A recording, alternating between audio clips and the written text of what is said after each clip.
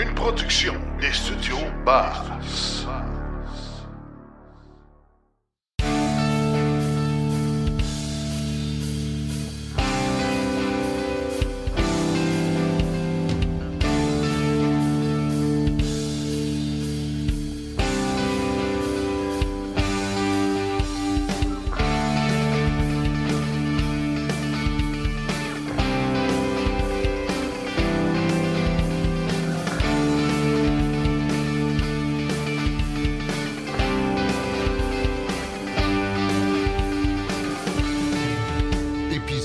Hors série. En studio aujourd'hui, j'ai avec moi Simon-Pierre Rioux de l'Association des véhicules électriques du Québec. Bonjour Simon-Pierre. Hey, salut mon cher Martin. Écoute, je suis content que tu sois ici. C'est la première fois que tu viens enregistrer en studio. Ben, je suis content que tu m'invites comme ça. On va être capable de se voir un peu. Le COVID a été trop long pour tout le monde, je pense. Oui. Écoute, puis j'étais bien content que tu acceptes de venir ici. C'est toujours plus agréable. Puis en plus, on parle d'un sujet qui est intéressant comme ça en début d'année. On va parler des nouveaux modèles qui vont sortir, qui devraient être disponibles. En quelle quantité, on ne le sait pas, mais disponibles théoriquement, du moins chez les différents concessionnaires du Québec. Commençons par nous faire une petite rétrospective. Là, on sort de 2022. Il s'est passé pas mal d'affaires quand même. Ben écoute, c'est certain qu'on a eu des véhicules qui sont arrivés, des beaux nouveaux modèles qui sont arrivés en 2022. On parle, tu sais, la Audi Q4 e-tron qui a eu quand même un bon succès. Là, j'en connais plusieurs qui en ont acheté puis ils sont très satisfaits. Il y a eu des véhicules hybrides rechargeables. Ça ne m'intéresse pas plus que ça. Mais regarde, c'est le Jeep Grand Cherokee, le 4X. Sinon, il y a la Lucid Air. Ça, c'est quand même un super véhicule. Performance, autonomie, vraiment, c'est quelque chose que... Ouais. Pas à la portée de toutes les bourses, par contre. Non, regarde, il y a des véhicules comme ça qui sont vraiment dispendieux. On ne parlera pas de la Rolls-Royce Spectre non plus aujourd'hui, là. Mais tu sais, il y a des véhicules comme la Subaru Solterra et sa petite cousine, la Toyota BZ4X, qui sont arrivés sur le marché. Look un peu intéressant. Tu sais, c'est le fun d'avoir des compagnies comme ça qui s'aventurent en terrain électrifié. Puis on va espérer qu'ils vont offrir plus de véhicules. Parce que jusqu'à date, quand ils en amènent juste 100 ou 200 au Canada, on va pas très loin avec ça. Puis il y a bien des frustrés qui se disent « c'est quand je vais recevoir le mien ». Puis il y a eu un beau véhicule aussi comme la Genesis G80 qui est arrivée. C'est la G60 ou la G80? Il y a la GV60. Oui. Puis il y a plusieurs modèles chez Genesis. Il y en a même un nouveau qui va sortir l'année prochaine. On va en parler tantôt, j'imagine. C'est ça. Donc, si c'était la G80, c'est un véhicule quand même dispendieux aussi à 105 000 qui est à 454 km d'autonomie. Alors que la GV60, elle, c'était la même plateforme que la INX5. Puis bien insonorisé, beau véhicule, super le fun. Le Ford F-150 Lightning, on ne pourrait pas passer à côté. Non, il a même été voté au podcast comme étant le véhicule de l'année, nouveau véhicule de l'année. Écoute, en fait, je pense que le fait que ça soit vraiment là, un vrai pick-up là, qui est disponible, puis ils en ont quand même livré pas si pire. Là, c'est pas les chiffres on aimerait qu'il y en ait plus, mais si on compare à d'autres modèles de véhicules, quand même, ils en ont mis pas mal sur le marché, assez intéressant. Oui, puis on en a vu, on en voit encore quelques-uns sur les routes. À chaque fois, j'en vois un qui me dépasse, je me dis « Oh mon Dieu, wow! » Il y a de la torque là-dedans. On pèse sur l'accélérateur, puis on peut faire spinner les 4 roues en même temps. Puis le GMC Hummer EV aussi, qui est quand même dispendieux, mais tout un système de chez General Motors de ce côté-là. Puis c'est le fait que là, on va voir des nouveaux modèles qui arrivent en 2023. Puis c'est ça qui est important, c'est qu'il faut essayer de comprendre pourquoi on parle de ces listes-là un peu.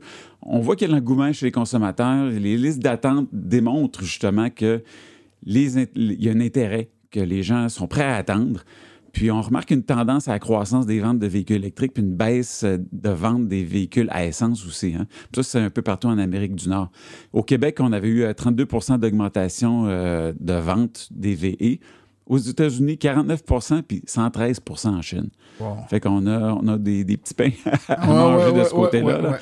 Ouais. Mais ça démontre que vraiment, on s'en va vers là. On recule pas. C'est vraiment quelque chose. Il y a cet engouement-là.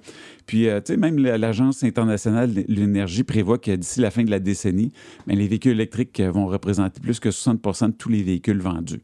Puis 2035, on le sait, Canada, Québec, ça va être la fin de la vente des véhicules à essence aussi. Fait que, tu sais, si on combine cet intérêt-là des consommateurs puis des nouvelles technologies de batterie puis de recharge, qui est quand même important, on voit que la popularité n'est pas près de ralentir. Fait que, moi, je me disais, c'est important pour les consommateurs qui sont un petit peu frustrés ou qui se disent « Ah, oh, mon Dieu, il y a des listes d'attente, ça ne me tente pas d'attendre, je vais acheter un véhicule à essence, puis je verrai dans 5-10 ans voir si j'achète un véhicule électrique. » Bien, il faut aussi considérer le fait qu'il y a beaucoup de nouveaux véhicules qui s'en viennent en 2023. Puis peut-être à la place de se mettre en liste d'attente pour une Toyota RAV4 Prime, ou une ID4, avec une liste d'attente de 3 ans, pourquoi pas considérer un nouveau modèle? Puis c'est ce que je vais vous présenter aujourd'hui, ça va être la liste des nouveaux modèles qui vont être disponibles en 2023, avec cette idée-là que peut-être qu'on peut regarder, on va parler des prix, l'autonomie, des technologies qui sont intégrées là-dedans.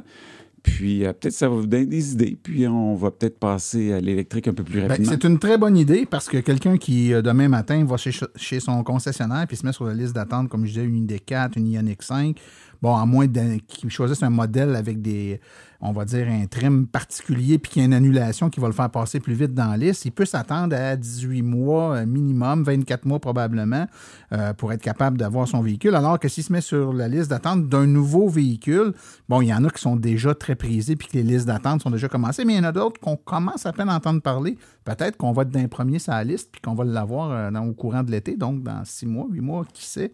Donc, ça élargit l'horizon, disons-le comme ça. Exactement. Fait que ça, on va parler des Audi Q6, Q8, la BMW i5, tous les produits de Chevrolet, Cadillac, GMC comme l'Equinox, le Blazer, Silverado, Hummer, le Cadillac Lyriq, bien sûr. Sinon, on parle des nouveaux venus comme le Fisker Ocean. On va parler du Cybertruck, peut-être, qui pourrait arriver. Polestar 3. Tu y crois, là, cette année, le Cybertruck? Parce que ça me semble que ça fait bien des années. Ça fait 3 ans. Ça fait 3 ans qu'on en parle de ce véhicule-là. Puis, pas les performances, mais toutes les caractéristiques de ce véhicule-là, ben ils ont évolué avec le temps. Ils se sont inspirés un peu de ce qui était présenté parce qu'ils devaient être les premiers sur le marché. Puis quand on voit le GMC Hummer, puis les Rivian aussi qui ont des modes de crabe ou des modes de spin de donut, on se dit, là, je pense qu'Elon Musk est un petit peu jaloux puis s'est dit « Hey, nous autres, si on est capable de faire ça. » Fait qu'ils ont amélioré le véhicule puis je pense que ça va être quelque chose d'assez intéressant une fois qu'il va être sorti. Fait que, commençons avec Audi. Une affaire qui m'a surpris un peu, c'est qu'on connaît le Audi e-tron, qui est un gros VUS. Ils ont changé le nom. C'est un Q8 maintenant. Fait que le Q8, ça va être la nouvelle version du e-tron. Ils ont amélioré au niveau batterie, recharge, etc. On parle d'une recharge encore à 150 kW, c'est pas super. Là. L'autonomie de 400 km, c'est un petit peu mieux. Peut-être une amélioration de 60 km de plus. C'est le Q6 qui est intéressant. Un petit peu plus gros que le Q4 qui est sorti en 2022. Entièrement électrique, une nouvelle plateforme beaucoup plus avancée où on peut avoir une compatibilité avec soit une propulsion arrière ou une traction intégrale. Puis ça va être une capacité de batterie allant jusqu'à 100 kWh. Puis ce qui est arrivé, Audi, puis même BMW aussi, les constructeurs allemands mentionnent vraiment qu'ils ne veulent pas dépasser le 100 kWh comme batterie. Ils trouvent qu'au niveau du poids, du prix, etc., ça ne vaut pas la peine. Ils vont plus essayer d'augmenter la densité ou de baisser le prix. Il faut contrôler le prix aussi. Hein? Parce que si on parle juste de véhicules qui sont au-dessus de 100 000 $, ça va en décourager plus qu'un. Puis c'est pas ça qu'on désire non plus parce que ça sera plus à la portée de tout le monde. Puis on a des compagnies qui sont capables de produire en plus grande quantité puis qui vont mettre de la pression sur les prix, dont Chevrolet, dont on va parler bientôt. BMW, eux autres, ils ont sorti il y a plusieurs années la petite i3. C'était pas un véhicule qui était prisé par tout le monde. Disons que c'était... il y avait un look particulier qui était petit. Hein? Un look assez polarisant. Et puis là, ils ont sorti après ça la i4 qui ressemblait plus à une BMW série 3, c'est le fun. Là, ils veulent sortir la i7 qui est vraiment un véhicule plus comme une série 7 finalement, un gros véhicule quand même assez dispendieux, très luxueux. C'est une berline, on peut avoir un chauffeur et puis avoir des sièges massants à l'arrière, etc. Donc, tu sais, là, ils veulent sortir la i5 qui est comme une série 5, donc un véhicule intermédiaire Encore une fois, avec une très bonne autonomie. On parle de près de 500 km d'autonomie, recharge 195 kW. Tu sais, je vais parler souvent de la vitesse de recharge, mais c'est que ça a une importance quand on va faire des longs trajets. Ça réduit la longueur du voyage et puis l'ennui aussi, des fois, aux bornes de recharge, même si on sait que les bornes ultra rapides arrivent au Québec et à travers l'Amérique du Nord en plus grande quantité.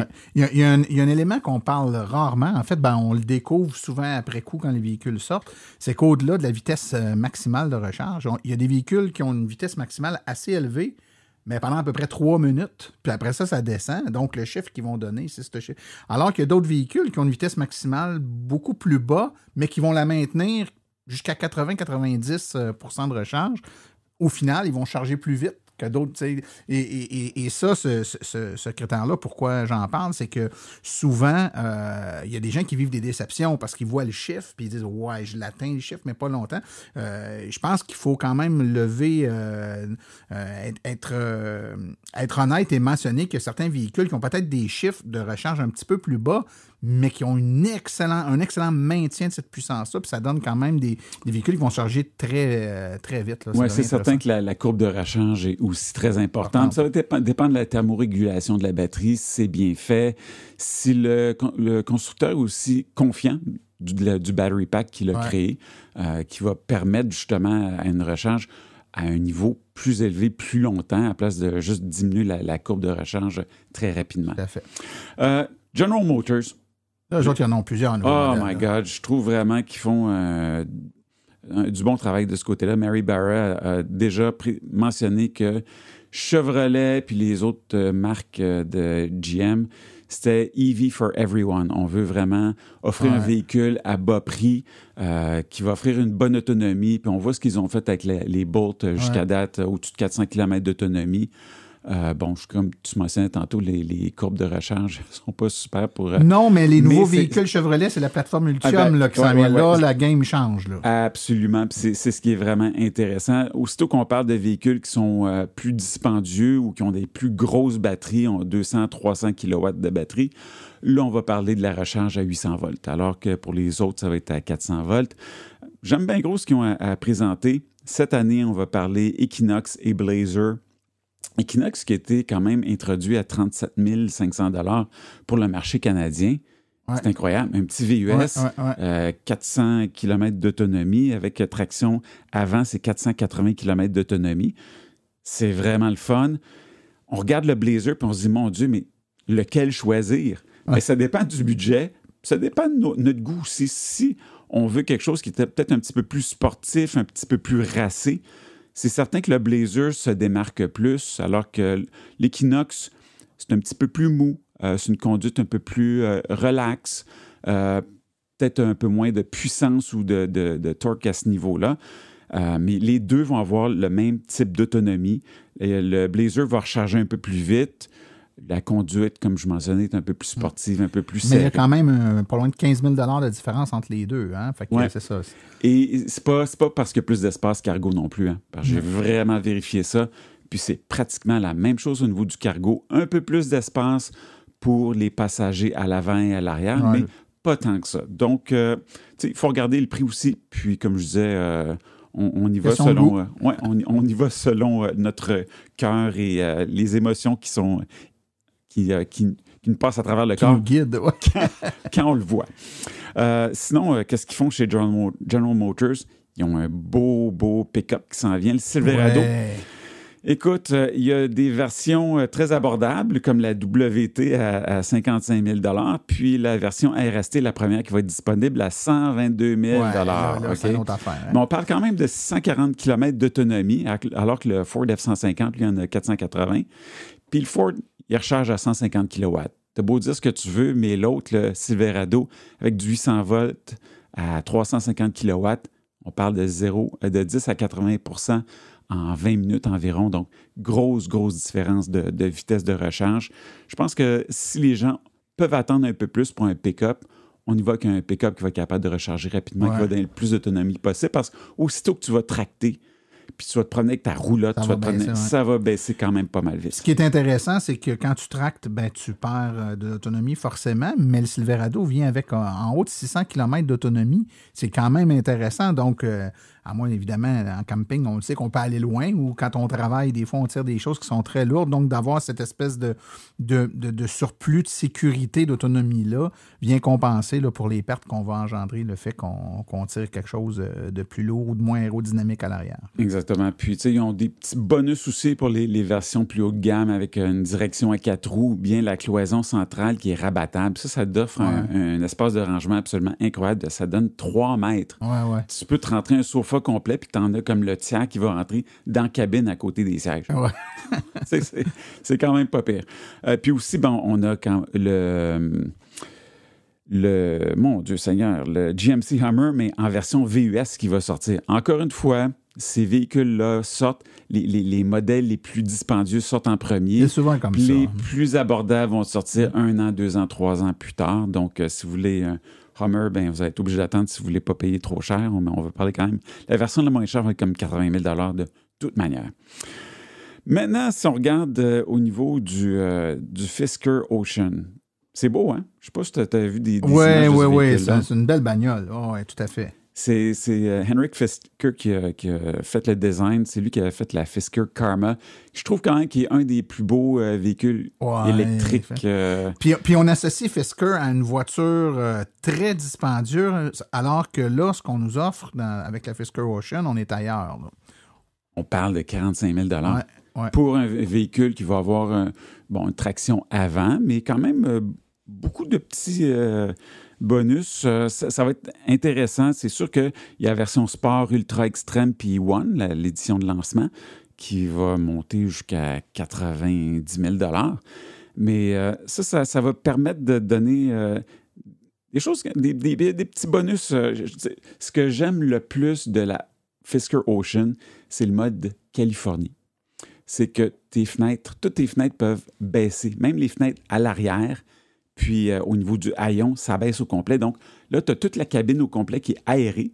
Puis tu peux faire, sur leurs photos, ils mettent des planches de surf qui sortent de l'extérieur. Oui, tout à fait. C'est le fun comme système. Fisker Ocean, lui, va être disponible à travers leur site web. Puis ils vont avoir des points de service au Québec parce qu'ils parlent déjà justement des rabais, les incitatifs pour le Canada puis le Québec. Donc, on peut s'attendre un peu comme VinFast qui ont des points de service. Comme Tesla a commencé au début, un petit point de service, puis après ça, ils ont commencé à grossir un petit peu plus.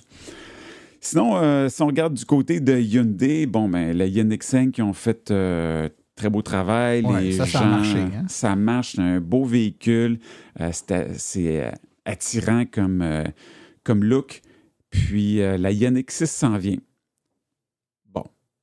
Ça, on aime ou on n'aime pas, hein? Je sais pas. Écoute, je la regarde de côté, puis je me dis, c'est comme une Porsche 911 Carrera des années 80, comme devant, avec un petit peu de Toyota Supra, puis à l'arrière, les petits ailerons d'une vieille Porsche Carrera.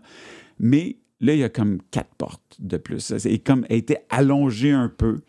Au niveau du cargo, écoute, c'est sûr que quand ça coupe raide comme ça, pour les places arrière, il n'y a pas trop de place pour les têtes. Le cargo est à 361 litres, alors que tu compares avec une Tesla Model 3 qui en a 560. C'est un très petit coffre. Mais il y a de l'autonomie. Écoute, on parle de quoi? De 550 km d'autonomie. Recharge ultra rapide encore à 800 volts. De ce côté-là, les gens qui vont l'avoir vont être très heureux, ça va être le fun, il faut l'aimer. Ouais, moi j'ai l'impression que c'est un peu comme la Kia Soul, hein? Tu t'aimes le look ou tu ne l'aimes pas, ceux qui l'aiment en raffolent, puis ceux qui ne l'aiment pas détestent ça pour mourir. J'imagine que... Puis à avoir un peu les réactions sur les forums, il y en a qui l'aiment, donc... Et la version Big Brother du Kia Soul, justement, c'est lequel? C'est le EV9.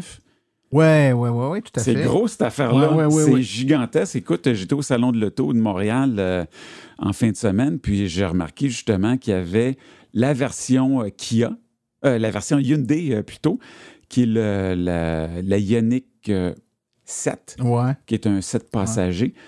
c'est très, très, très gros. Tu sais, on parlait il y a quelques années du Cadillac Escalade. C'était toujours la référence. Check-moi le gros Cadillac Escalade qui arrive, là. Tu sais, c'est les pimps puis les gens de Miami qui ont ça. Ouais, c'est ça. Là, Kia puis Hyundai, ils ont ce genre de gros véhicule-là maintenant, puis ça commence à être pas mal la norme. Là. Tu regardes même le Nissan Pathfinder, puis tout ça, c'est des gros. Très, très gros véhicules. Tu sais, c'est du 8 passagers, ça, là. Mais qu'est-ce qu'on peut dire du Kia 9, à part que ça va être une belle plateforme, la EGMP, on va avoir au-dessus de 500 km d'autonomie, recharge rapide, on va parler peut-être 65 000 en partant. Il est supposé d'avoir une version de base avec propulsion, sinon ça va être du all-wheel drive. Ça a été quand même le prototype qu'ils ont présenté depuis quelque temps, mais ils doivent l'offrir dès la moitié de l'année dans les concessionnaires. Donc, je m'attends à ce qu'au mois de mars, on devrait avoir les premières vraies images du véhicule qui va être construit. Donc, à voir. Puis, une autre affaire, c'est Nissan. Nissan, tu sais, tu as eu une Nissan Leaf, j'ai eu une Nissan Leaf. J'en ai eu 3, même. On était des grands fans de Nissan. Puis, tout d'un coup, il n'y a plus rien qui se passait. Ouais. On espérait qu'il sorte un jour un VUS. Puis on en a parlé pendant une couple d'années. Puis là, le voici finalement, le Ariya, qui va arriver au Canada. Qu'est-ce qu'on peut dire? C'est un véhicule qui ne va pas faire tourner trop les têtes. Ça a l'air... il n'est pas laid. Il est correct. Ouais. Il y a un prix correct aussi, entre 55 000 à 72 000. Autonomie d'environ 480 km pour la traction avant, sinon un petit peu moins pour la traction intégrale. Technologie un peu comme ce qu'on connaît, là, la pédale e-pedal. Mais ils ont fait un ajout. Il va être thermorégulé. La batterie va enfin... Avec le CCS Combo aussi. Oui, il abandonne le CHAdeMO, donc il va rester virtuellement que le Mitsubishi Outlander PHEV qui va être avec le CHAdeMO, donc ils vont passer au CCS. Puis, en étant thermorégulé, là, on peut obtenir des caractéristiques ou des performances de recharge rapide un peu plus intéressantes. Oui, mais c'est ça. Pour tout ce qui existe sur le marché en ce moment, on regarde Hyundai puis qui avec du 100 volts. Eux autres sont encore à 400 volts, recharge à 150 kW. Oui, on en a parlé tout à l'heure au niveau des cours de vitesse de recharge, mais quand même. Juste pour dire que, tu sais, on va voir ce qu'ils sont capables de faire. On s'attend à ce qu'ils puissent apporter des véhicules au Canada. On ne veut pas avoir des listes d'attente pour les 2 à 3 prochaines années. Je pense que c'était un avantage de Nissan, puis GM avec la Bolt avait également cet avantage-là, c'est que, contrairement à d'autres, il y avait quand même passablement de volume de véhicules. C'est-à-dire que quand on voulait s'acheter une Leaf, ça allait un peu plus vite que d'autres modèles. Les Bolt aussi. Le Bolt, évidemment, avec le rappel des batteries, là, ça l'a comme mis un break. Mais normalement, quelqu'un qui veut une Leaf, c'est pas 2 ans d'attente, là. Fait que on ose espérer que s'ils se concentrent sur l'Ariya, ils vont être capables de nous en produire pour la peine. Ils sont déjà équipés pour faire de l'électrique. Nissan, c'était dans les 3 premiers. Hein. Nissan, GM avec la Chevrolet Volt, puis Tesla, bien sûr. Ouais. Fait que, tu sais, ils ont été capables de bien jauger le marché, puis offrir en conséquence. Puis je pense qu'avec l'Ariya, même s'ils voient qu'il y a plus de compétition qu'il y en avait dans le passé, ils vont être capables d'avoir un produit intéressant. Je regardais un petit peu sur le configurateur. Hey, des options et des options non-stop, c'est épouvantable. J'ai demandé à Nissan Canada, justement, c'est quoi cette affaire-là? On dirait que c'est un configurateur pour BMW, tellement il y a d'options. Puis ils m'ont juste répondu, écoute, en ce moment, c'est qu'on ne sait pas ce que les consommateurs désirent. Fait qu'on fait ça, on va offrir énormément de possibilités, mais après ça, on va revenir à des configurations plus standardisées, un peu comme on avait avec les S, SV, SL, où tu pouvais choisir juste 3 véhicules, point à la ligne. Tu ne pouvais pas dire je veux ci, puis ça, puis la conduite autonome ou la pédale électrique. Mais c'est un drôle de raisonnement dans la mesure où ce qu'on constate actuellement, c'est qu'ils s'achètent beaucoup de véhicules pour la simple raison qu'ils sont disponibles. Il y a plein de gens qui veulent un certain modèle de véhicule, il n'est pas disponible, ils vont se retourner vers la Polestar que tu peux avoir plus vite, ils vont se retourner vers la Tesla qu'on peut avoir plus vite. Les gens se retournent vers les véhicules qui sont capables d'avoir plus vite. Enfargez-vous pas dans les trucs, là. Faites-en, puis rendez-les disponibles, puis vous allez les vendre. Tu connais-tu beaucoup de marques de véhicules électriques où les véhicules moisissent dans les showrooms, puis ils se vendent pas? Ils se vendent toutes. Ils se vendent très, très, très, très rapidement, en plus. Tu as bien raison. Peut-être un qui va se vendre un peu moins bien, c'est le Polestar 3. Quelle déception. Hey, moi, quand j'ai vu ça, je l'avais vu, ce Moses de véhicule-là, en prototype, je me suis dit, wow, VUS, super beau, l'autonomie. Ah! Puis la Polestar 2 était quand même abordable. Tu sais, c'était compétition Tesla Model 3. Je me suis dit, la Polestar 3, ça va être incroyable. C'était incroyable, mais le prix aussi l'est. Hey, à 97 000 7 000 pour le modèle performance, c'est pas abordable du tout. Hey, il y a des super technologies sur ce véhicule-là, au niveau de la sécurité, la conduite autonome, la puissance, le look. C'est complet comme véhicule. Il aurait-tu pu le baisser de 30 000 un peu? Oui, hey, le prix est un peu prohibitif, en effet. Si vous avez le cash, puis vous allez l'obtenir assez rapidement, ce véhicule-là, j'ai hâte de l'essayer. Puis peut-être que je vais changer d'avis, puis je vais me dire, hey, ça vaut 30 000 de plus, ça vaut le prix d'un Equinox, le surcoût qu'il demande pour. Ça a l'air de devenir une marque qui va devenir de haut de gamme tout d'un coup, là, avec ce prix-là. Je suis un peu déçu, disons. Un autre véhicule dont je suis déçu, ben, c'est VinFast. Ça, ils ont fait tellement de promotions, ils ont invité les journalistes à plein de points de presse. C'était les darlings des VE en 2022. On en a parlé, c'est vietnamiens. Ouais. Ils vont changer le monde. Puis ils nous présentaient toujours la mauvaise autonomie du cycle européen WLTP. Puis là, on s'est rendu compte, finalement, quand le PA des États-Unis ont fait les tests d'autonomie, on parlait plus de 450 km d'autonomie pour le VF8, un petit VUS à 5 places. On parlait de 288 km. Martin, 288. Un prix de 63 000 incluant la batterie. Puis tu regardes le Cadillac Lyriq qui offre 500 km d'autonomie à 68 000, 5 000 de plus. Je sais pas, mais ils vont peut-être avoir un peu plus de difficultés. Qu'est-ce qu'on fait dans ce temps-là? On spin. Fait que là, les directeurs de marketing de VinFast, ils ont dit, ben, pour ce que c'est vraiment beaucoup mieux. Ça ne va pas nous empêcher de vendre énormément de véhicules.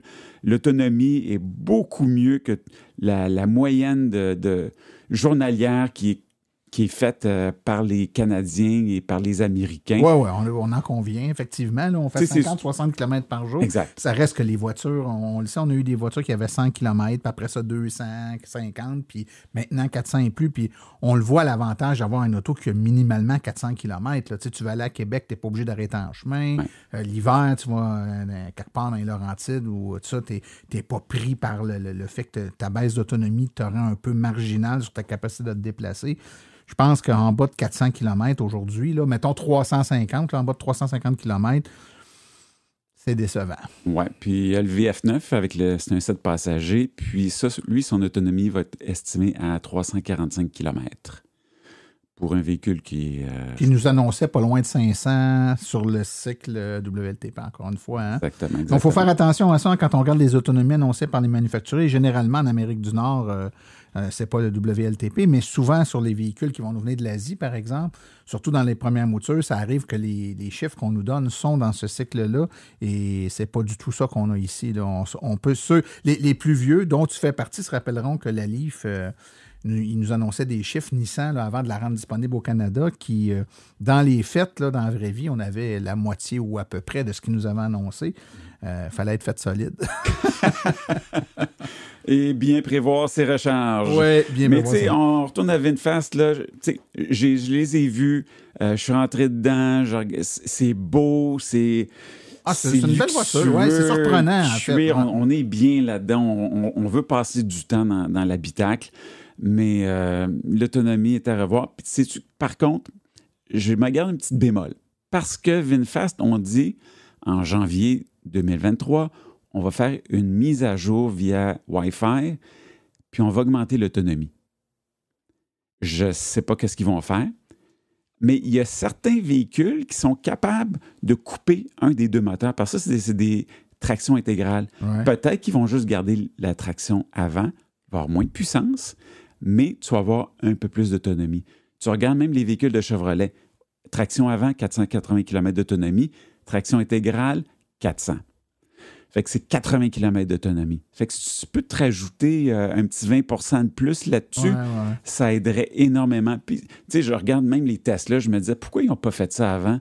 De juste couper et dire, hey, moi, là, je veux juste le moteur avant, enlève-moi la traction intégrale, j'aurais plus d'autonomie. Je pense qu'il y a beaucoup de gens qui le feraient, surtout en plein été. Oui, en plein été, c'est ça. Ouais, surtout que c'est en plein été qu'on fait des longs voyages. Hein? Oui. C'est pas en plein hiver qu'on va voir les chutes du Niagara ou faire le tour de la Gaspésie. Oui, à moins 30 dans une tempête de neige. Là, le dernier, là, c'est un véhicule qui travaille, qui est polarisant, ça fait longtemps qu'on annonce, c'est le Tesla Cybertruck. Aïe. Écoute, que dire de ce véhicule trapézoïde qui est digne des plus belles pyramides Inca? Ouais. Justement, ça me fait penser, c'était quoi le véhicule? Le Pontiac Aztec. Aztec, oui, c'est ça, oui, effectivement. Mais je veux pas trop rire du Tesla Cybertruck parce que il faut le voir en personne pour voir que, OK, tu vois plus le triangle. Quand il est devant toi, il est tellement gros que tu ne vois plus le triangle parce qu'il dépasse de toute façon le camion. Il est gigantesque. Ben, polarisant, c'était le bon mot. Hein? Écoute, au nombre de précommandes qu'ils ont eu, il faut croire qu'il y en a un méchant paquet qui l'aimait. Là, hein? À 100 $ le dépôt, c'est certain qu'on est prêt à le payer un petit peu. Là. C'est ça. Mais ce que j'aime de ce véhicule-là, c'est l'autonomie. 800 km d'autonomie.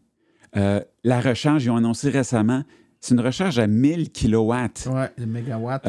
Oui, c'est 1 mégawatt. On parlait d'un véhicule à ce moment-là qui devait être vendu 40 000 $ US. Ils ont enlevé le prix depuis ce temps-là à cause que les composantes ont augmenté, etc. Mais là, Tesla a récemment fait une baisse de prix. On va peut-être parler de 45 000 $ US, donc 60 000 $ canadiens. C'est imbattable. Là, on se dit, c'est en stainless steel, ce véhicule-là, en acier inoxydable.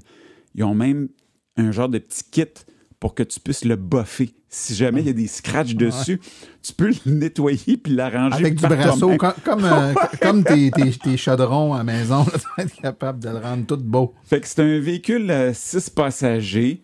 Je pense que quand tu es dans le véhicule, tu oublies l'extérieur un peu horrible, puis tu es fier de ça. C'est un gros véhicule, tu as amplement d'espace. Faut juste se poser la question, Martin. J'en ai-tu vraiment besoin?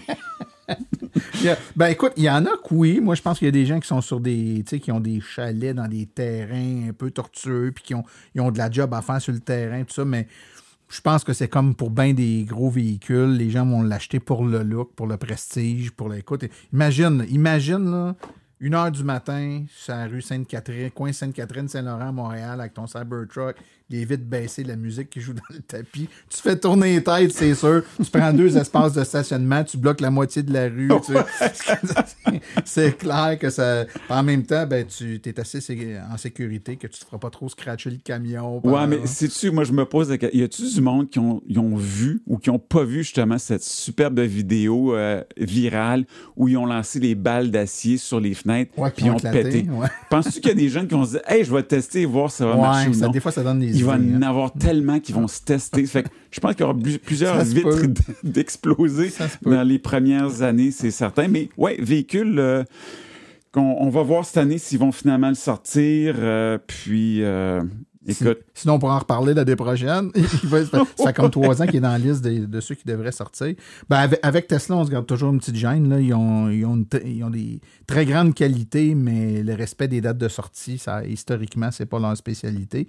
Totalement. Pas grave avec les véhicules qu'ils ont mis sur le marché. Je pense qu'on peut leur pardonner.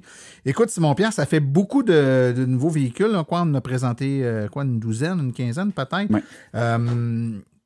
Il y a un article sur le site web de l'AVEC où ces modèles-là sont sortis. Il y a également dans les forums de l'AVEC, là, on commence, puis j'ai commencé il y a 2 semaines avec quelques modérateurs dans les forums, puis on est en train de rajouter des sections, là, puis il y a une espèce de recrudescence des forums de l'AVEC, soit dit en passant. Je ne sais pas ce qui se passe, mais il y a de plus en plus... Peut-être les gens se tannent un peu de Facebook aussi, puis tu postes un message, puis tu vois plein de publicités. Plein de publicités, puis du monde qui disent tout et rien ou n'importe quoi. Là. Mm-hmm. Et c'est difficile aussi de se retrouver. Tu mets un message, tu reviens dans 3 jours, tu le retrouves plus. Il est rendu tellement loin dans le fil, alors que dans un forum, c'est tout classé par catégorie, puis c'est facile à suivre. Absolument. Mais bref, on est en train de les rajouter tranquillement pas vite. Fait que si les gens veulent se renseigner sur les véhicules, Le site web de l'AVEC, c'est une bonne place pour y aller, pour aller lire un peu. Et dans les forums, il y a une section par modèle, marque de véhicule et modèle. Et là, il y a des gens qui en possèdent ou dans le cas de véhicules à venir, les gens commencent à en discuter puis échanger de l'information sur le sujet. Je pense que c'est une bonne place pour aller chercher de l'info. Parce que ça, c'est important. Les choses peuvent changer dans les prochains mois, puis on ne sait pas exactement. Des fois, c'est dans le premier quart de l'année qu'ils vont arriver, d'autres, ça va être vers la fin. Puis des fois, c'est comme on mentionnait, c'est des modèles qui vont être plus dispendieux, puis il faut peut-être attendre un petit peu plus, mais c'est quand même intéressant de savoir, bon, mais là, il va y avoir l'ouverture de réservation pour certains véhicules. Fait que, on va aller chez le concessionnaire, mettre son dépôt de 100 $ ou de 1000 $, puis être certain d'être sur la liste, puis de le recevoir dans les premiers. Ben, mon cher Simon-Pierre, merci beaucoup pour ce tour d'horizon. Puis, ça m'a fait plaisir. À ce que tu sais, je m'en ai dit, tu sais où je reste, mais tu le savais déjà, mais que tu connais le studio, ben j'espère que tu vas nous revenir nous reparler, que ce soit de ça l'année prochaine ou d'autres sujets entre-temps. Là, s'il y a quoi que ce soit, ben on garde nos bons liens avec la Ben écoute, Martin, tu le sais, moi, ça me passionne, les véhicules électriques, puis surtout les véhicules qui s'en viennent, les modèles à venir, là. Moi, ça me fait triper. J'ai hâte de tous les essayer. Ouais, c'est ça. Hein? On est des tripeux de ça. Puis on n'aille pas. Je dis souvent aux gens qui me demandent, as-tu déjà essayé telle auto? Dans les autos électriques sur le marché, il n'y en a pas beaucoup que je me suis pas assis dedans. Mais dans la liste que tu as énumérée, là, ben, il y en a forcément, je te dirais, la quasi-totalité. Là. La VinFast, je me suis assis dedans, mais c'est à peu près tout, je te dirais. Les autres. Hey, Martin, j'ai oublié le plus important, la Rivian. Oui. La Rivian qui s'en vient aussi. Je connais déjà quelqu'un qui en a une, qui roule avec au Québec, un des premiers. Ah, le représentant? Non, quelqu'un d'autre, un consommateur, un de nos membres. Puis, il l'a acheté aux États-Unis, quoi? Écoute, des fois, on a des petites passes un peu plus faciles, mais écoute, il l'adore, puis on va être capable d'en parler bientôt sur le site web de l'AVEC. Restez à l'écoute parce qu'on a des beaux vidéos, puis first drive impression dans la neige, dans la slush, dans toutes les conditions au Québec. Excellent. Ben, on reste à l'affût pour ça. Donc, les gens qui veulent avoir plus d'informations, www.aveq.ca. De toute façon, les liens web vont être en référence au podcast. Simon-Pierre Rioux, président fondateur de l'Association des véhicules électriques du Québec. Merci beaucoup de ta présence aujourd'hui. Hey, merci à toi, Martin.